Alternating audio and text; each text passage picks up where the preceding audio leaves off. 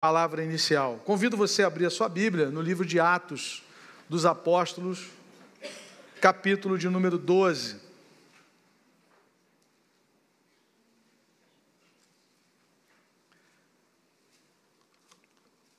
Atos, capítulo 12. Eu queria que você deixasse a sua Bíblia aberta e nós vamos ler alguns versículos somente, mas nós vamos percorrer esse capítulo.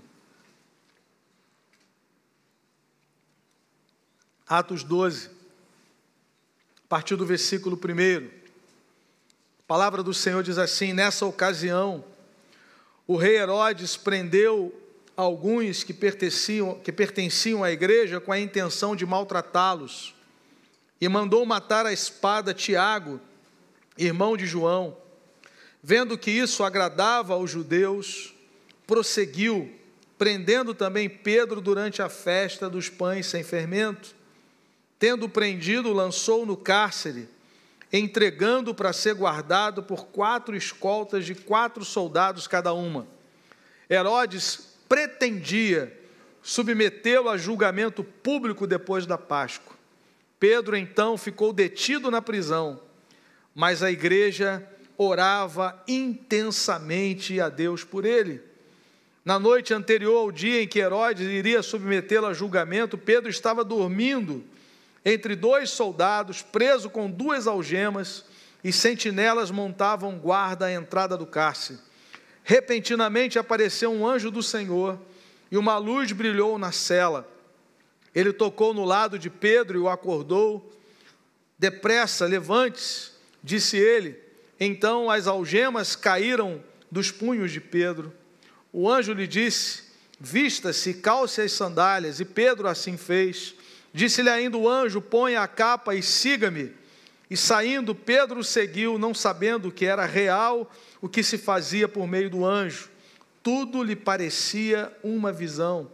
Passaram a primeira e a segunda guarda e chegaram ao portão de ferro que dava para a cidade.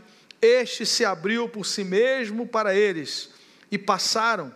Tendo saído, caminharam ao longo de uma rua, e de repente o anjo o deixou. Então Pedro caiu em si e disse: agora sei sem nenhuma dúvida que o Senhor enviou o seu anjo e me libertou das mãos de Herodes e de tudo o que o povo judeu esperava. Percebendo isso, ele se dirigiu à casa de Maria, mãe de João, também chamado Marcos, onde muita gente se havia reunido e estava orando. Pedro bateu à porta do alpendre, uma serva chamada Rode veio atender. Ao reconhecer a voz de Pedro, tomada de alegria, ela correu de volta, sem abrir a porta, e exclamou: Pedro está à porta. Eles, porém, lhe disseram: você está fora de si. Insistindo ela em afirmar que era Pedro, disseram-lhe: deve ser o anjo dele. Mas Pedro continuou batendo, e quando abriram a porta e o viram, ficaram perplexos. Mas ele, fazendo-lhe sinal para que se calassem, descreveu como o Senhor o havia tirado da prisão e disse: contem isso a Tiago e aos irmãos. Então saiu e foi para outro lugar. Versículos 22 a 25. Eles começaram a gritar: é voz de Deus e não de homem. Visto que Herodes não glorificou a Deus, imediatamente um anjo do Senhor o feriu e ele morreu, comido por vermes. Entretanto, a palavra do Senhor continuava a crescer e a espalhar-se. Amém, irmãos? Louvado seja o nome do Senhor. Eu queria pensar nessa manhã sobre o sofrimento da igreja e a glória de Deus. Como nós vimos nesse vídeo, nesse momento, atualmente, 360 milhões de cristãos são perseguidos. 1 em cada 7.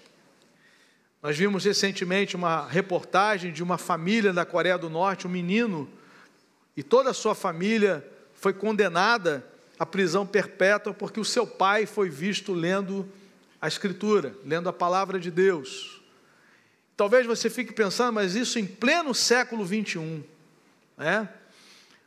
E aí, nós temos que pensar nessa manhã, será que esse fenômeno é um fenômeno contemporâneo, ou nós temos relatos na Escritura a respeito da perseguição da igreja. Irmãos, nós temos um vasto testemunho na Escritura Sagrada sobre a perseguição da igreja.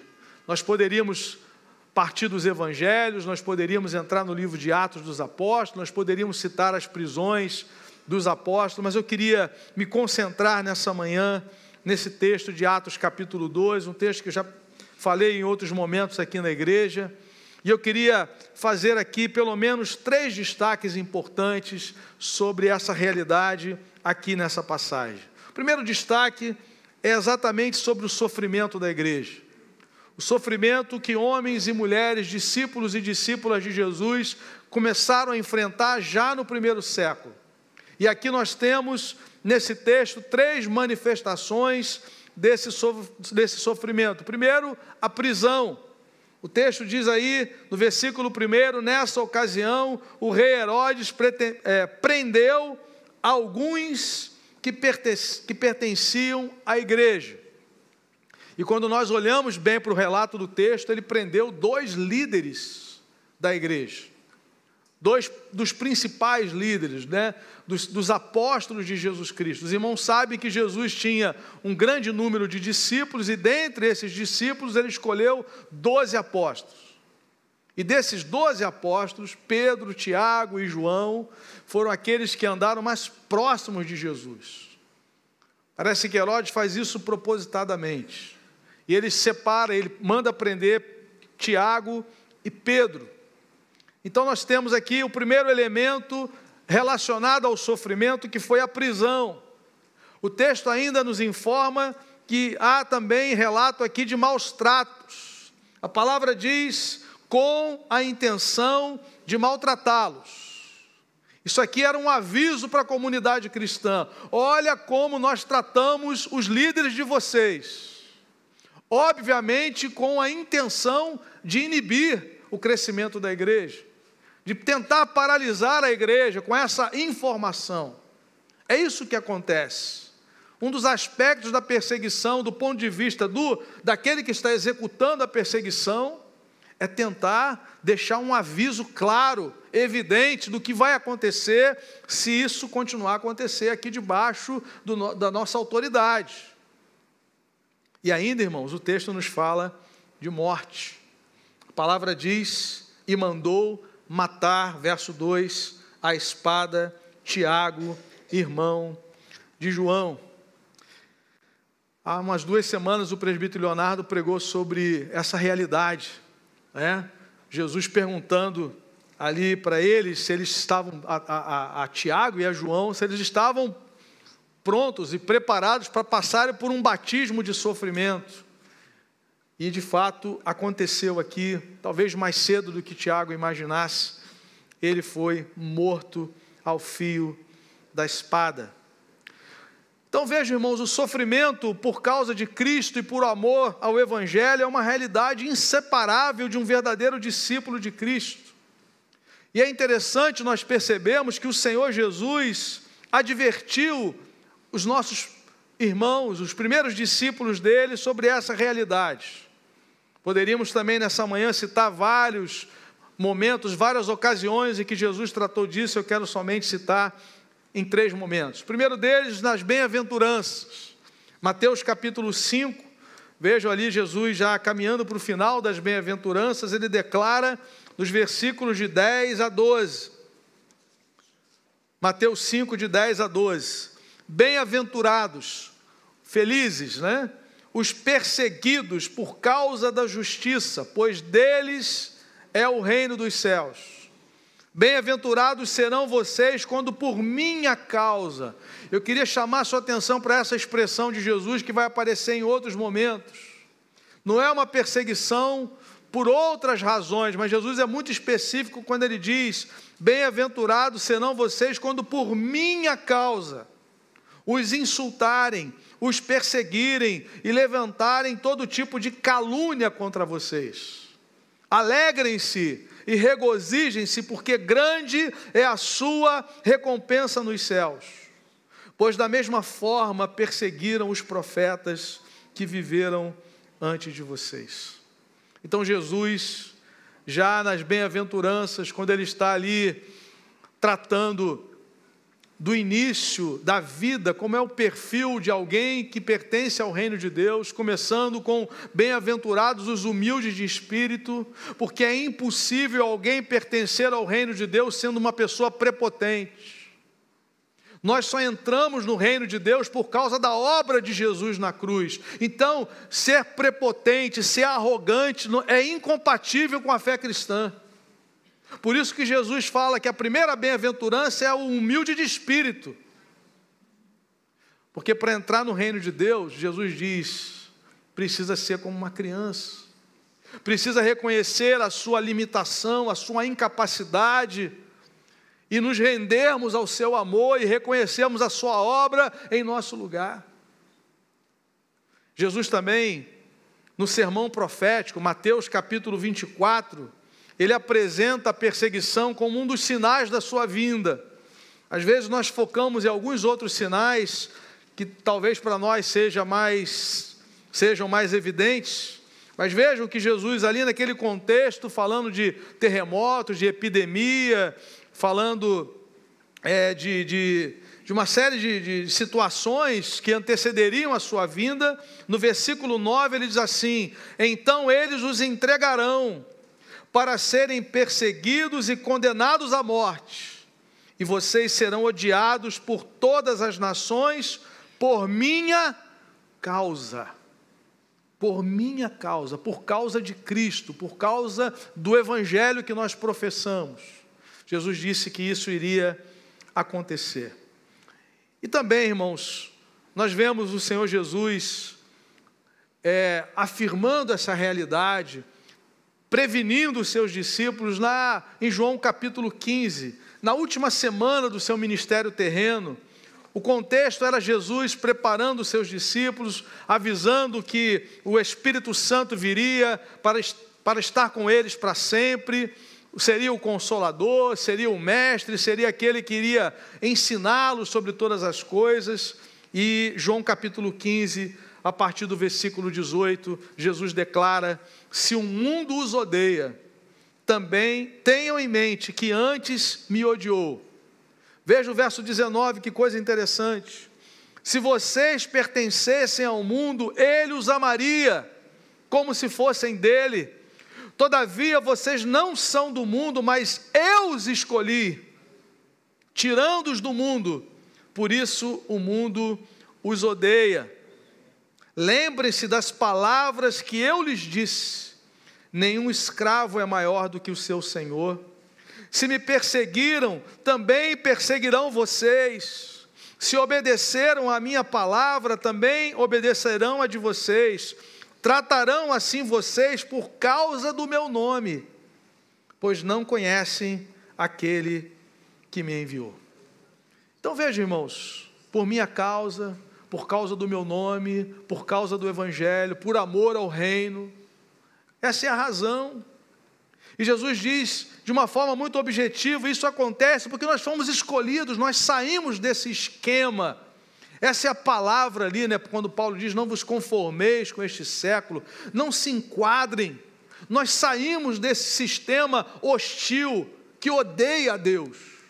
O mundo é um sistema em que tenta colocar Deus do lado de fora, que tenta nos convencer de que eu e você podemos viver bem, viver felizes sem Deus, sem nos sujeitarmos a Deus. E aí vem Jesus para nos reconciliar com o Pai. O Verbo se fez carne, Deus se manifesta na pessoa do seu Filho para morrer a nossa morte, para vindicar a santidade de Deus que foi ultrajada lá no Éden. Quando os nossos pais deram as costas para Deus, fomos expulsos daquele jardim. E como é que nós podemos voltar para aquele jardim de comunhão se nós fomos expulsos? Só tem um jeito, querido: através do sangue de Jesus. Ele entra na história, vive perfeitamente, morre a nossa morte, é sepultado, ressuscita ao terceiro dia para nunca mais morrer. E quando nós cremos no seu sacrifício, nós somos reconciliados com o Pai. E nos tornamos seus discípulos. E recebemos uma missão. Nós cantamos nessa manhã para que todos os povos o adorem, todas as nações da terra possam adorar. É isso que Deus está fazendo hoje na história. Deus está chamando homens e mulheres em toda a tribo, povo, língua e nação, para que naquele dia esteja diante do Cordeiro, o adorando, e nós participamos disso. Quando você prega o Evangelho, você está alinhado àquilo que Deus está fazendo no mundo hoje. É por isso que nós oramos, é por isso que nós pregamos, é por isso que nós contribuímos, é por isso que nós servimos, para que todos os povos o adorem. Nós estamos participando daquilo que Deus está fazendo no mundo hoje. Aqui, no Projeto Nilson Braga, na nossa vizinhança, em toda parte do planeta. É por isso que nós fomos chamados a servir. Façam discípulos de todas as nações, anunciem tudo aquilo que eu transmiti a vocês, passem adiante. E quando essas pessoas crerem, elas vão se tornar meus discípulos. Então batizem em nome do Pai, do Filho e do Espírito Santo essas pessoas. É a grande comissão. Nós estamos nesse mundo para isso, para fazer Cristo conhecido. Nós somos testemunhas da ressurreição. A diferença é que nós fazemos isso num país que tem liberdade. E esses irmãos que nós acabamos de ver aqui o vídeo, eles fazem isso em países com proibição, com perseguição, com execução. Eles experimentam a mesma fé que nós, mas não a mesma liberdade. E nós somos chamados hoje a refletir sobre isso e a cada dia nos colocarmos diante do Senhor e de nos lembrarmos que nós fazemos parte da mesma família. Diante dessa realidade inevitável, que é o sofrimento da igreja, é preciso então nos prepararmos, irmãos. E a melhor maneira de nos prepararmos é atentarmos para aquilo que a palavra de Deus nos fala sobre essa situação. E há pelo menos 3 verdades importantes que nós temos que considerar. A primeira delas, o motivo aceitável para o sofrimento da igreja.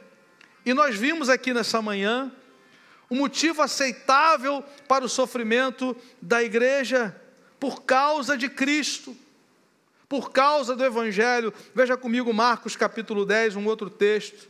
Marcos 10, de 28 a 30. Marcos capítulo 10, 28 até o 30.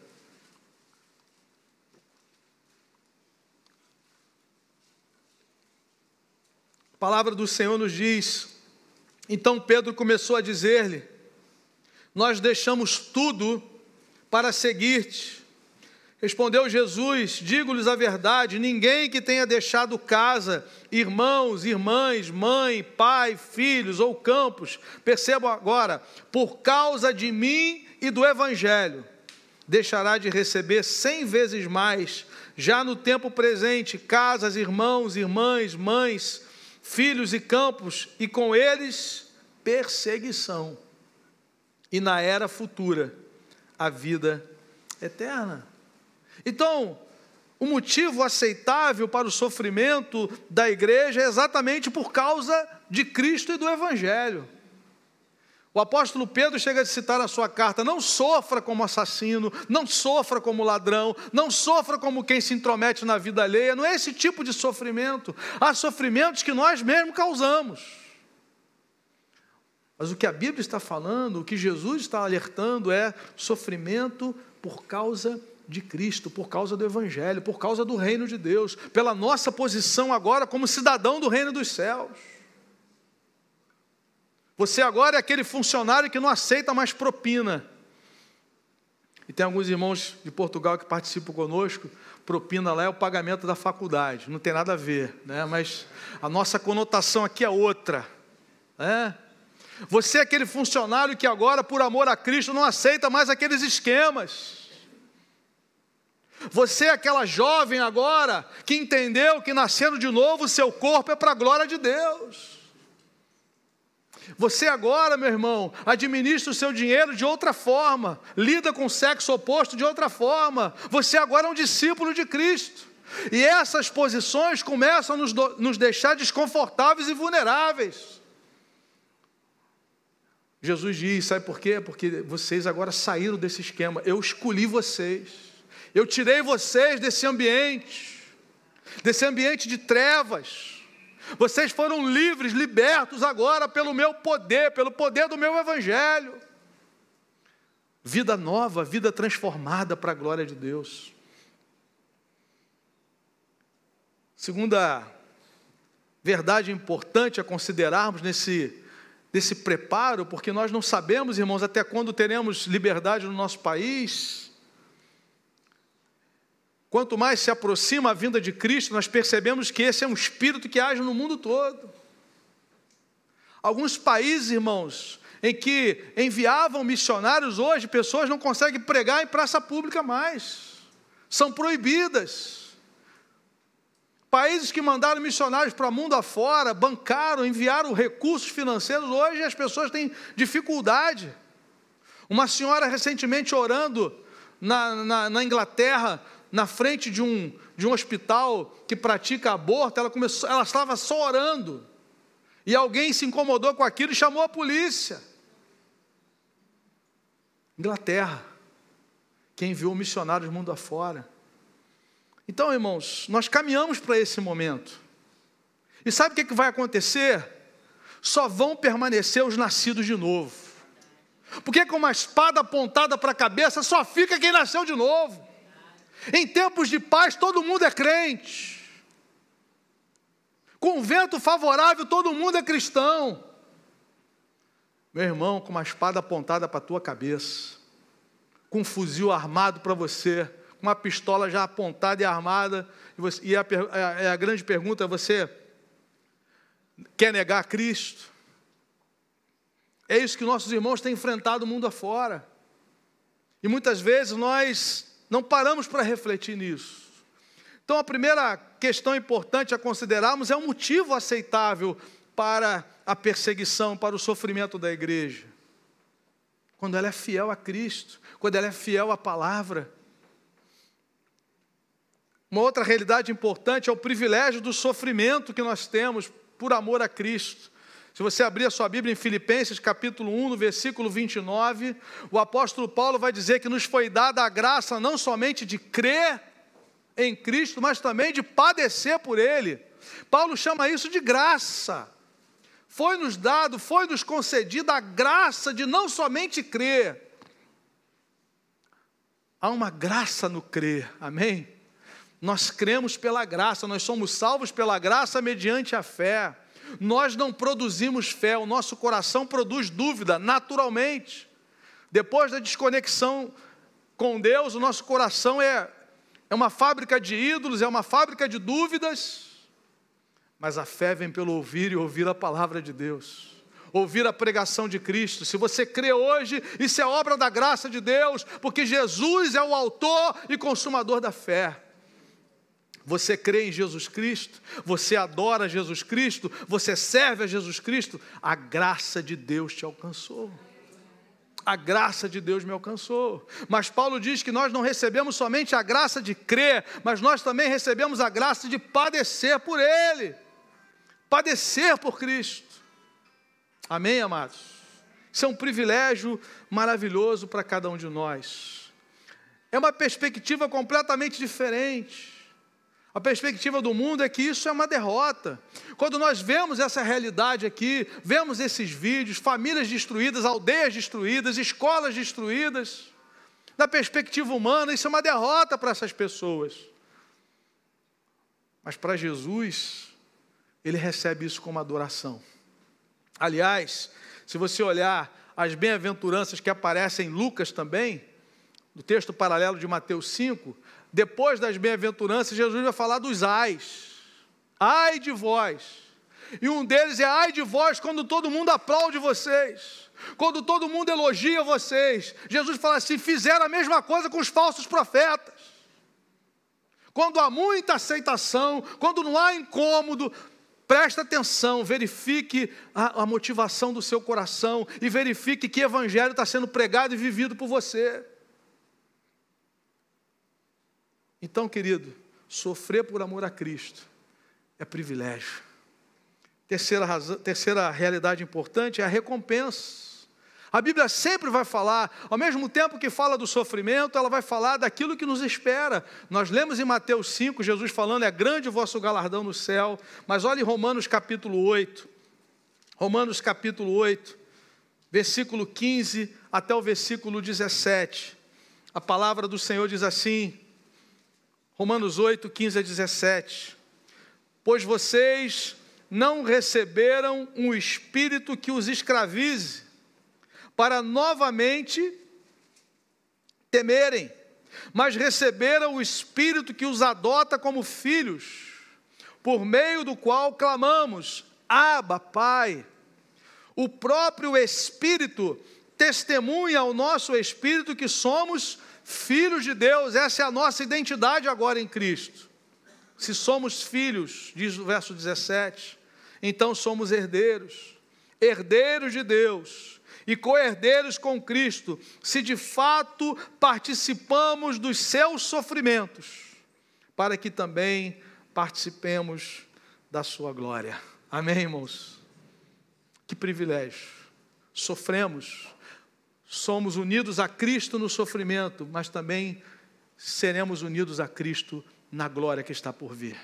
Os sofrimentos do tempo presente, diz o apóstolo Paulo nesse mesmo capítulo, não se comparam com a glória que está por vir, que é reservada para homens e mulheres, discípulos e discípulas de Cristo, que nasceram de novo e que o adoram e o servem na história para a glória de Deus. Amém? Então, o primeiro aspecto importante que esse texto de Atos 12 nos fala é exatamente a questão do sofrimento. Ele nos fala de prisão, de maus tratos e de morte. Mas há um segundo aspecto que eu quero destacar nessa manhã, nesse texto, que é a questão da oração da igreja. Volte comigo para Atos 12. Os irmãos percebam que Tiago já tinha morrido ao fio da espada. Pedro estava, podemos dizer assim, com aviso prévio, né? Pedro já sabia que na perspectiva humana ele seria o próximo. Herodes achou interessante isso, o texto diz, né, que ele percebeu que a igreja, que os judeus estavam aprovando aquela ação dele. Versículo 4, tendo prendido, lançou no cárcere, entregando para ser guardado com 4 escoltas de 4 soldados. Herodes pretendia submetê-lo a julgamento público depois da Páscoa. Ele achou que estava agradando assim os judeus, né? O texto é muito claro aí no verso 3, vendo que isso agradava aos judeus. Mas, irmãos, ele não contava com uma realidade: a oração da igreja. Por isso o apelo nessa manhã é que nós nos unamos, e o apelo de portas abertas é: combata a perseguição extrema, o sofrimento extremo com amor extremo. E um ato de amor é você colocar essa causa diante de Deus, é clamar pelos nossos irmãos, é orarmos por eles. Foi o que a igreja primitiva fez, mesmo Tiago tendo sido morto. E nós entendemos, irmãos, e nós vamos concluir exatamente falando da soberania de Deus. É impossível não associarmos tudo isso aqui com a soberania de Deus, que Tiago só morreu porque Deus permitiu, porque Jesus permitiu. E agora a igreja está diante do Senhor. O chamado de Deus à sua igreja, diante do sofrimento na história, é o chamado à oração. E é o que nós vemos aqui nesse texto. O verso 5 é muito claro. Pedro, então, ficou detido na prisão, mas, esse mais aqui, nós temos professores de português aí atrás, é uma adversativa, ou seja, muda todo o contexto. É um contraponto a tudo que nós ouvimos. Pedro está preso. Ou seja, Pedro é o próximo da lista de Herodes. Mas tem uma resistência. Mas tem uma ação que é contrária. Tem um povo que se levanta para invocar o nome do Senhor Jesus. Muito pode por sua eficácia a súplica da igreja. E a igreja ora, irmãos. E a palavra do Senhor diz assim: mas a igreja orava intensamente a Deus por ele. Será que eu preciso destacar a palavra intensamente? Irmãos, que o Senhor nos desperte para a oração. Nós estamos caminhando para o final, irmãos, da história. Nós precisamos estar vigilantes. O chamado de Jesus para a igreja é para uma vida de oração intensa. A comunidade cristã se uniu, clamou aos céus. O verso 12 diz que quando Pedro sai da prisão, ele se dirige à casa de Maria, diz o versículo 12, mãe de João, também chamado Marcos, onde muita gente se havia reunido e estava orando. Muita gente orando, muita gente clamando ao Senhor para que a mão de Deus pudesse reverter aquela situação. Amém, irmãos? Nós somos chamados. Quiser atender na próxima vez, já é a quarta vez, né? Deve ser uma coisa urgente. Então, irmãos, a palavra nos diz que muita gente estava ali na presença do Senhor. Eles estavam em liberdade, orando por aqueles que estavam presos. É o mesmo chamado nessa manhã. É o mesmo desafio nessa manhã. Nós temos a liberdade ainda. Essas portas estão abertas, irmãos. Louvado seja Deus por isso. Eu não sei até quando, mas elas ainda estão abertas.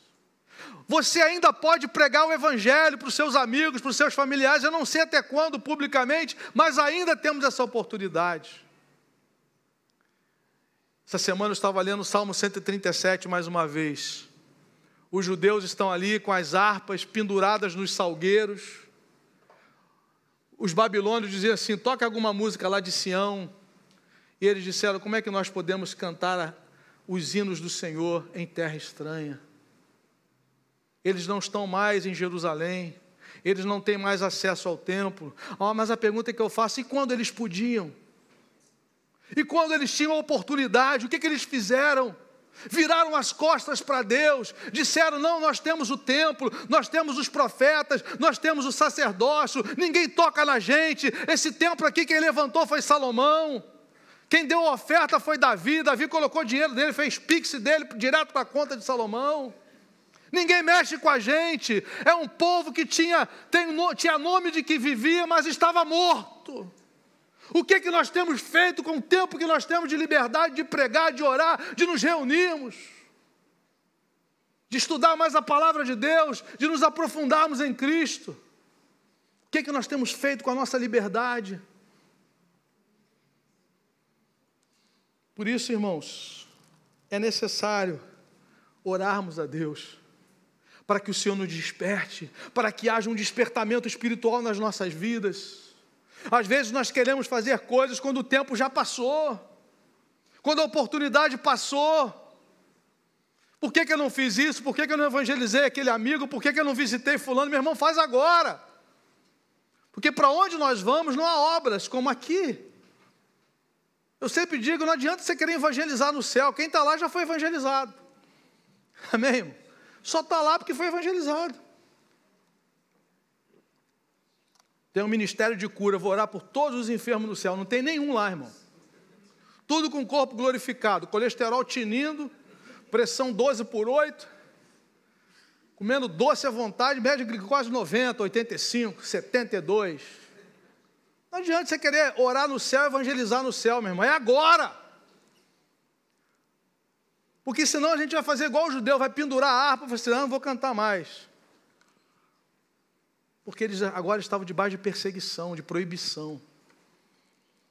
Então nós temos que usar a nossa liberdade, querido. Isso é uma dádiva de Deus.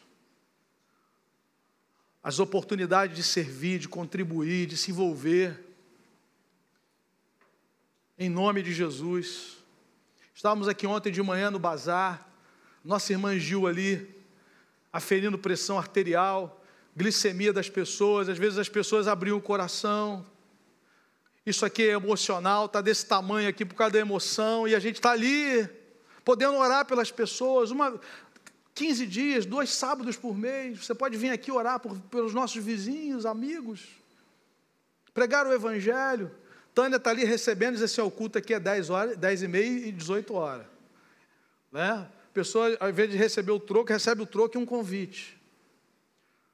A palavra diz assim, nós não sabemos qual é a semente que vai prosperar, se essa, se aquela ou se ambas. O que não pode é você continuar com a semente guardada para você. O que não pode é você ter a unção do Espírito Santo na sua vida, a autoridade de Jesus na sua vida e a sua boca permanecer fechada.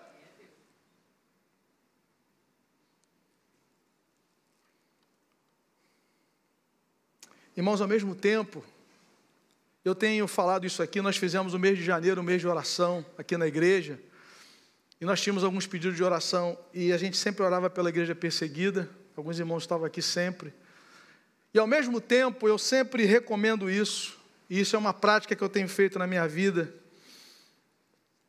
é orar pela igreja perseguida e orar pelos povos não alcançados. E eu sempre explico por quê, irmãos. Por uma razão muito simples, muito óbvia. O sofrimento de um cristão perseguido tem dia, hora e mês para acabar. O sofrimento de uma pessoa que morreu sem Cristo é eterno. Então, por favor, meu irmão, clame ao Senhor todos os dias. Ore pelos nossos irmãos perseguidos.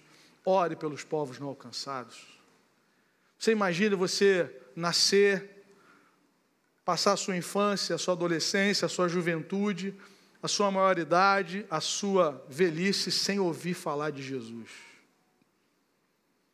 Conversando aqui no bazar, um sábado desse atrás, com o Cadu, ele contou a história dele, que nós tínhamos uma senhora aqui da igreja, Dona Arlete, que reunia os meninos ali na rua, e o Cadu era um deles, para contar a história bíblica, para falar de Jesus para eles. Será que a semente prosperou? Está ali o Cadu. Dona Arlete, lembra da Dona Arlete?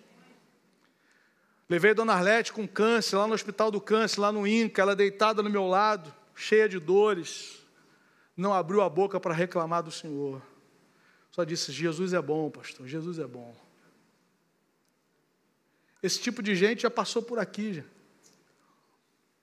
Esse tipo de gente fez a diferença, e eu e você hoje estamos aqui, o bastão foi passado para nós. O bastão foi passado para nós, e que nós não façamos como os judeus, pendurando a harpa no salgueiro, dizendo, agora não dá mais, agora a gente não quer nem cantar mais. Aproveite a sua oportunidade, em nome de Jesus. O último aspecto a respeito da oração, que eu quero considerar nessa manhã, é o pedido mais recorrente de um cristão perseguido. Se você entrar no site da Missão Portas Abertas, se você ouvir qualquer líder da Missão Portas Abertas, que quando ele fala o pedido de oração mais recorrente, aquilo que mais um cristão perseguido pede ao Senhor, e isso me chama muita atenção, é que eles não pedem para que a perseguição acabe, eles não pedem para que o sofrimento termine, eles só pedem uma coisa, que o Senhor nos mantenha fiel até a morte. Apocalipse capítulo 2, versículo 10. Ser fiel até a morte, e dar-te-ei a coroa da vida. Eu fico envergonhado, irmão, sinceramente, eu fico constrangido quando eu falo desse tema. Deus conhece o meu coração, não estou aqui fazendo cena para ninguém. Porque honestamente, são eles que têm que orar por nós, irmãos. São eles que têm que orar por nós, para que nós acordemos, que nós aproveitemos a nossa liberdade, todo o potencial que temos como igreja, para fazermos a diferença nessa geração. Mas nós colocamos obstáculos, eu estou cansado demais, eu trabalho muito. Irmãos, nós somos uma igreja que foi enviada. Se você é discípulo de Jesus, você faz parte de uma igreja que foi enviada. Assim como o Pai me enviou, eu também vos envio. Você foi enviado. Alguns estão no comércio, outros na indústria, outros no Uber, outros no hospital, outros na faculdade, outros... Enfim. Mas você foi enviado.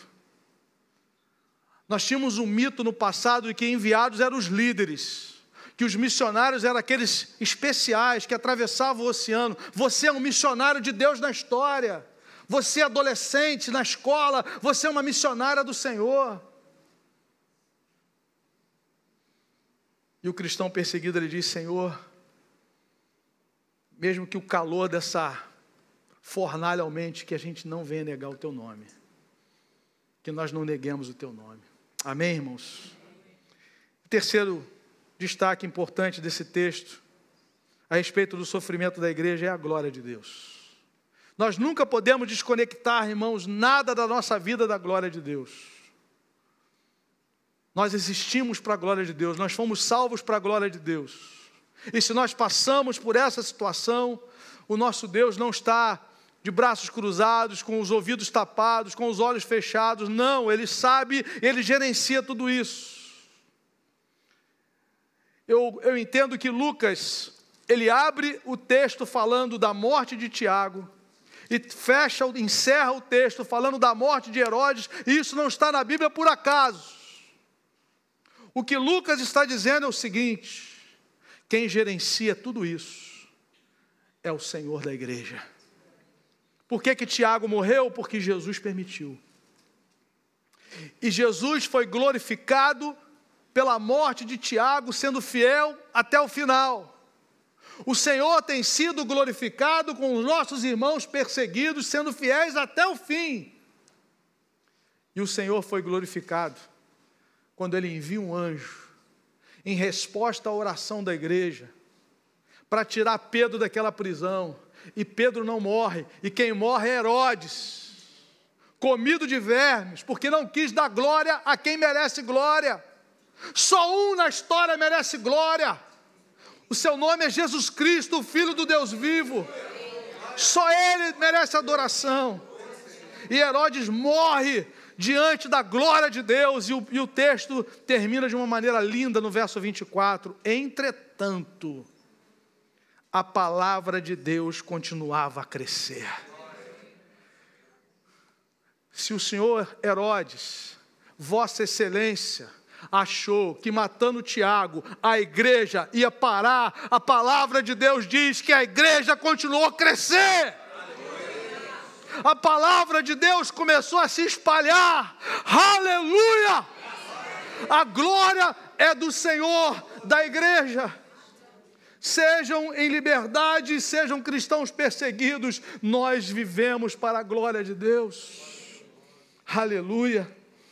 Louvado seja o nome do Senhor. Me chama a atenção a confiança de Pedro. A Bíblia diz que Tiago tinha morrido e Pedro está ali dormindo, sem remédio, tarja preta. Todo respeito àqueles que precisam desse medicamento. O que eu estou dizendo é o seguinte: ele não estava desesperado. Essa situação não lhe roubou o sono. Não lhe roubou o sono. Porque ele sabia que a sua vida não estava nas mãos de Herodes. Irmãos, o anjo teve que dar uma sacudidela nele mais forte, porque ele estava dormindo, descansando. E quando ele sai da prisão, ele falou assim: pensei que era sonho, pensei que era uma visão. E aí ele vai para a casa dos irmãos e diz assim: estou aqui, gente, avisa aí, avisa para a liderança da igreja. Ele diz aí no texto: contem isso a Tiago e aos irmãos, que eu estou livre. O Senhor enviou o seu anjo, porque Ele é Deus, porque Ele é o Senhor. A confiança total em Deus produziu descanso no coração de Pedro, e opera também em nós essa obra poderosa. Quanto mais você conhece, mais você confia e mais você descansa nele. Por isso que um cristão que se dedica à oração e à leitura da Bíblia, ele desenvolve mais confiança,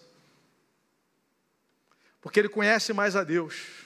É por isso que nós fazemos um apelo para você vir estudar a Bíblia com a gente toda quarta-feira, para você não perder uma reunião no meio de semana, para se aprofundar mais na palavra, na sua célula, para você participar de uma escola bíblica, para você participar dos cultos, para você aprender mais, porque a palavra de Deus é importante para o nosso crescimento. Habite ricamente em vós a palavra de Deus. Pedro estava encharcado da palavra, Pedro estava em comunhão com o Senhor, e vem a ameaça de morte, mas Pedro está descansando. Eu me lembro sempre, quando eu leio esse texto do Salmo 3, quando Davi diz: estão crescendo os meus adversários. Ele termina dizendo assim: eu deito e pego no sono, porque só tu, Senhor, me guarda em segurança. Em nome de Jesus. Duas aplicações, irmãos, para nós orarmos e vamos passar para o último momento desse culto, que é a ceia do Senhor. Primeira aplicação é um desafio para você. Você deseja ser um abençoador dos nossos irmãos perseguidos? Ore, contribua. Entra lá no site da Missão Portas Abertas, baixe a lista de perseguição dos 50 países e ore por eles, pelos nossos irmãos. Vamos fazer isso. Somos desafiados a fazer isso em nome de Jesus. Segundo lugar, a perseguição é prevista na Escritura para aqueles que querem viver piedosamente em Cristo. E aos crentes nominais eu digo: pode ficar tranquilo, não é contigo. Isso não é com você. A Bíblia é muito clara. Se alguém quiser viver piedosamente em Cristo Jesus, será perseguido. Se alguém que está nos ouvindo nessa manhã, que não está disposto a viver desse jeito, fica tranquilo que não é com você. É assim que funciona a perseguição, né? A perseguição é contra o judeu, eu não sou judeu. A perseguição é contra aquele grupo, eu não sou aquele grupo. Uma hora chega em você.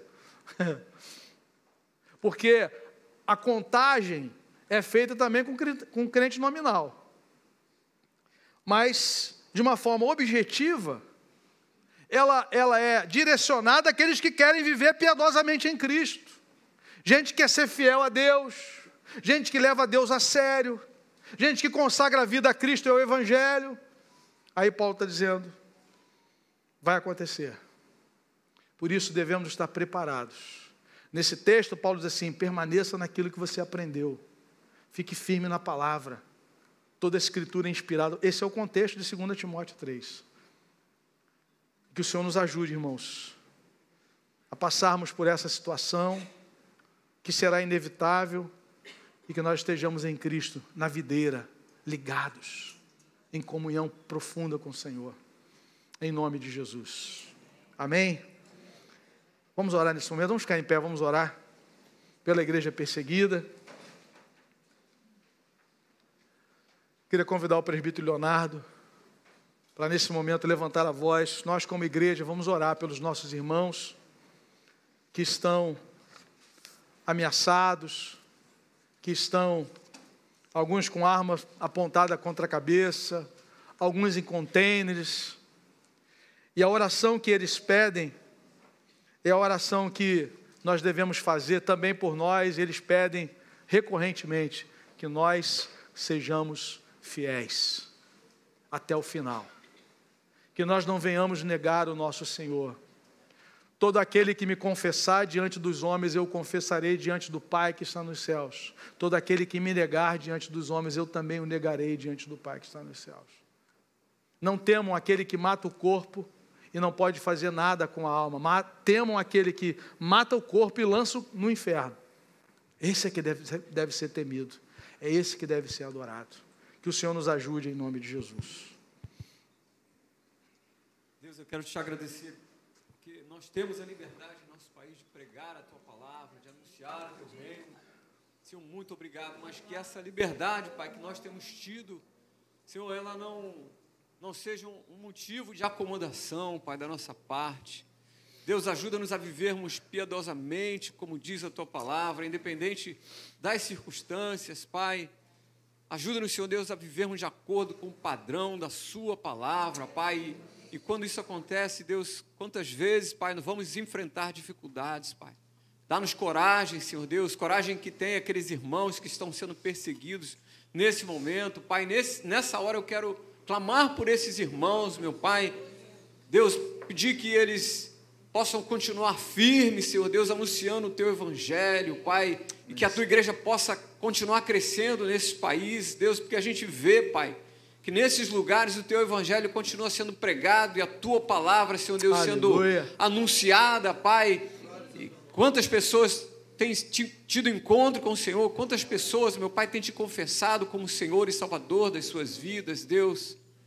Deus, desperta-nos, Senhor Deus, como igreja do Senhor, meu Pai, porque, Senhor Deus, também Nós estamos vendo um momento, Pai, que nós também, Senhor, seremos perseguidos, Pai, talvez não dessa forma, Pai, mas já, Senhor Deus, temos sido cerceados na nossa liberdade de pregar, de anunciar, Pai, a Tua palavra, de nos posicionar, meu Pai.